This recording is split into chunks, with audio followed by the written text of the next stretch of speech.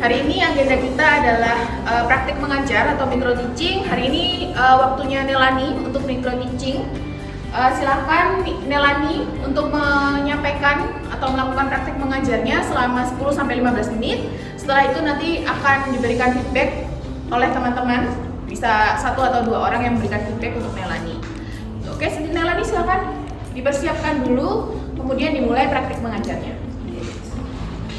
Oke. Selamat siang anak-anak. Siang, Bu.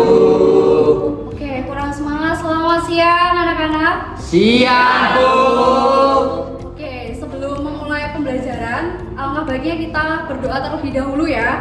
Dan doa akan dipimpin oleh ketua kelas, yaitu dari Mahbubi. Silakan untuk memimpin berdoa terlebih dahulu. Teman-teman, sebelum kita memulai pembelajaran pada hari ini, langkah baiknya kita berdoa agar pembelajaran ini lancar dan bermanfaat. Dan komunikasi ini bekerja. Oke, selanjutnya dari jenis dari media transmisi data itu ada 2. Yang pertama itu ada media terpadu dan yang kedua ada tak terpadu. Jadi kalau kalian mengingat sebuah materi, jenis dari media transmisi itu ada 2, terpadu dan tidak terpadu gitu. Nah, untuk pemilihannya sendiri itu disesuaikan dengan kebutuhan. Kalau kalian tidak menyesuaikan dengan kebutuhan, maka dari kecepatan, kondisi dan lingkungannya, kalau nggak sesuai itu nggak cocok ya teman-teman. Dan di sini bisa dilihat juga gambarnya dan teman-teman bisa pelajari kembali. Nah, selanjutnya ada dasar dari sistem pengalamatan IP. Nah, untuk teman-teman, karena kita juga sistem pembelajarannya itu teman-teman juga gak hanya dari guru aja ya, kalian juga harus tahu terkait dengan subnet mas gitu ya. Ada CIDR-nya itu dibacanya /20 gitu ya, bukan garing 20 tapi /20.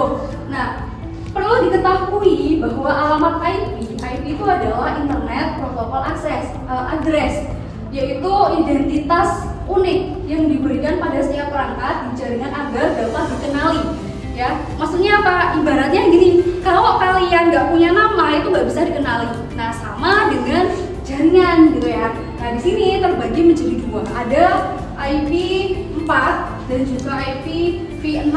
Bedanya apa? Kalau IPv4 ini menggunakan 32 bit. Nah, contohnya itu seperti 192.168. Nah, kalau teman-teman di sini belum tahu, silakan untuk dipelajari lebih lanjut lagi ya. Apa itu 192.168 dan yang kedua itu menggunakan 128 bit. Jadi, yang membedakan itu adalah 32 bit dan 128 bit. Oke. Di sini selanjutnya ada struktur dan contoh IP-nya. Nah, di sini teman-teman bisa baca ya dari kelasnya. Jadi itu IP itu punya kelas ya. Kelas itu untuk mengklasifikasikan atau untuk menentukan dari IP-nya gitu ya. Nah, di sini terdiri dari 32 bit atau 4 oktet. Masing-masing itu bernilai 0 sampai 255 gitu ya. Nah, alamat IP ini dibagi menjadi 2, yaitu ada identitas jaringan dan identitas perangkat. Jadi identitas tuh bisa dibedakan gitu ya. Oke, selanjutnya ada struktur dan contohnya.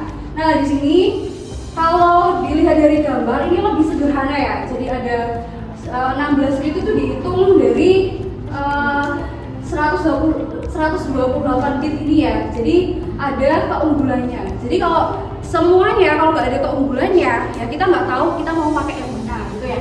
Keunggulannya itu yang pertama adalah jumlah alamatnya sangat besar.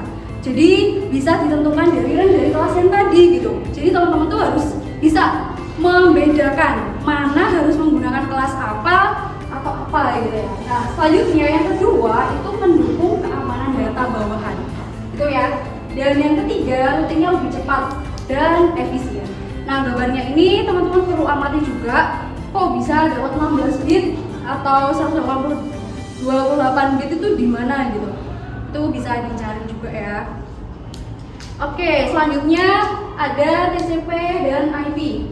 Nah, ini teman-teman kalau di awal banget pasti awam ya dengan pengertian ini. Jadi TCP atau IP itu adalah kumpulan aturan komunikasi data yang digunakan agar komputer itu saling berhubung jaringan. Ya, ibaratnya gini, kalian menyampaikan pesan pesan, tapi kalau tidak tahu penerimanya itu akan bingung gitu ya. Nah, fungsinya apa? Yang pertama, mengatur pengiriman dan penerimaan data. Jadi, alurnya itu jelas gitu ya. Kalau alurnya nggak jelas ya, kita mau ngirim data kemana?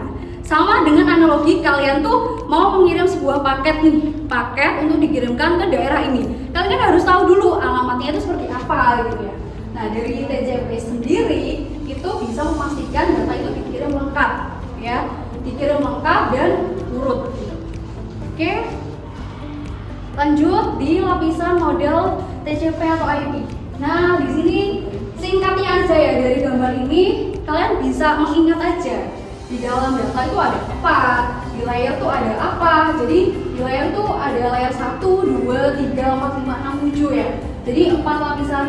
Di sini bahasnya adalah 4 lapisan TCP atau IP, ada application layer. Nah, teman-teman tuh mengingatnya itu application, jadi aplikasi gitu ya. Aplikasi yaitu menyediakan layanan untuk pengguna, misalnya HTTP untuk web dan FTP untuk transfer file gitu. Nah, biasanya teman-teman tuh akan tahu juga HTTP sama HTTPS. Nah, itu yang akan menjadi PR-nya teman-teman untuk bisa belajar. Yang kedua adalah transfer layer, yaitu menjamin pengiriman data antar aplikasi. Yang ketiga internet layer, yaitu mengatur pengalamatan dan routing data. Nah, selanjutnya ada network access layer, mengatur pengiriman fisik data melalui media seperti Wi-Fi. Gitu. Oke, selanjutnya penerapan dan kesimpulan ya. Jadi penerapannya di laboratoriumnya yang pertama ada kita bisa melakukan konfigurasi IP di komputer atau router. Yang kedua, kita bisa menguji koneksi jaringan. Dan yang ketiga, kita bisa mensimulasikan topologi jaringan di Cisco. Ya. Nah, kesimpulannya sendiri dari apa yang kita pelajari tadi, yang pertama adalah media transmisi merupakan jalur pengantaran antar perangkat. Ya, kalian tuh bisa menganalogikan transmisi, dianalogikan transit gitu. Nah, itu adalah pengantaran gitu ya. Yang kedua, IPv4 sama IPv6 ini adalah sistem pengalamatan yang memungkinkan komunikasi antar jaringan. Pembedanya itu tadi ya. Selanjutnya, TCP atau IP itu standar komunikasi data di dunia jaringan komputer. Jadi ada layer 1, layer 2. Layer itu apa? Lapisan ya.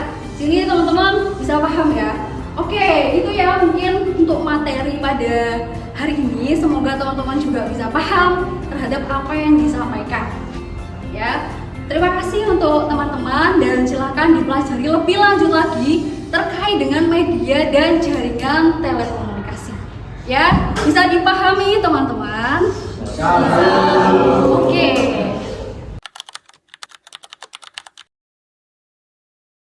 Baik, mungkin feedback dari saya untuk Bu Nela sendiri. Untuk penjelasannya sebenarnya sudah cukup mudah dipahami. Cuma mungkin bahasanya terlalu bagus, jadi kayak kurang menarik untuk siswanya mengikuti apa yang diinstruksikan. Ya, kurang lebihnya seperti itu. Oke, terima kasih Pak Ugan atas feedbacknya untuk Melani. Selanjutnya siapa? Mbak Iza. Oke, silakan Mbak Iza. Baik, sebelumnya saya izin mengucapkan terima kasih kepada Bu Nela yang sudah memberikan penjelasan materi pada hari ini. Ya, untuk feedback dari saya terhadap Bu Nela itu mungkin untuk pembelajaran berikutnya bisa menggunakan media yang lebih interaktif. Jadi agar siswanya juga bisa lebih antusias untuk mengikuti pembelajaran, dan juga untuk tempo saat menjelaskan bisa sedikit agak dilambatkan agar teman-teman juga bisa memahami materi yang dijelaskan oleh Bu Nela dengan lebih baik lagi.